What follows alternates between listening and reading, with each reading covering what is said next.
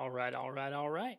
Time for a little myofascial release with a good old foam roller.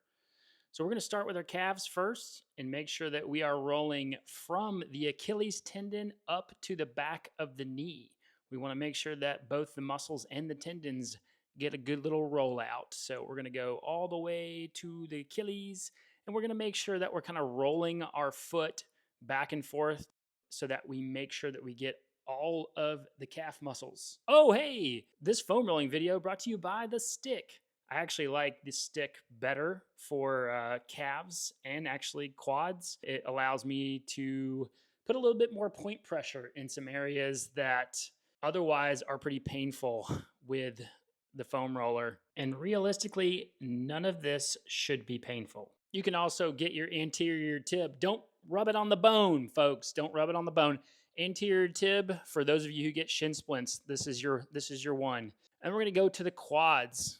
We can do this with the stick, and I'll show you how to do that in just a second. But we want to make sure that we're rolling from the hip bone all the way to the top of the kneecap.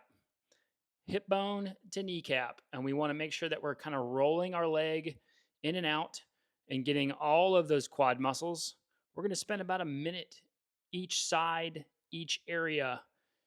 We're moving on to the IT band. Okay, this is a big one for you runners. We want to make sure we're going all the way again from the top of the hip bone all the way down to the middle of the knee.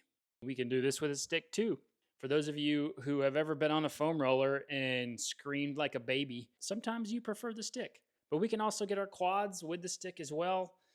But if we want that IT band, I recommend the foam roller. Oh, the hip flexor. We can get that guy a little bit better with the foam roller, but you can always get it with the stick. Now let's hit our glutes. Your boy was feeling a little immature, so don't do it like that. We have to make sure that we roll to one side. All right. We want to put pressure in the belly of the muscle, and then we're going to guide it back and forth to the top of the hamstring, all the way to the lower back. Make sure you are, in fact, switching sides. Get in there deep. The less pressure you have on the ground, the more pressure goes into the muscle. Ooh, my favorite, going to the lower back all the way up into the upper neck and shoulders. I like to go into a streamline to make sure that everything is engaged. And then we're going to roll directly from the lower back all the way up to the back of the neck. Lastly, we can get our lats. Yeah, the sun's shining, but you can still roll to one side, get those lats pretty good. And that is where we end it. Nice and loosey-goosey.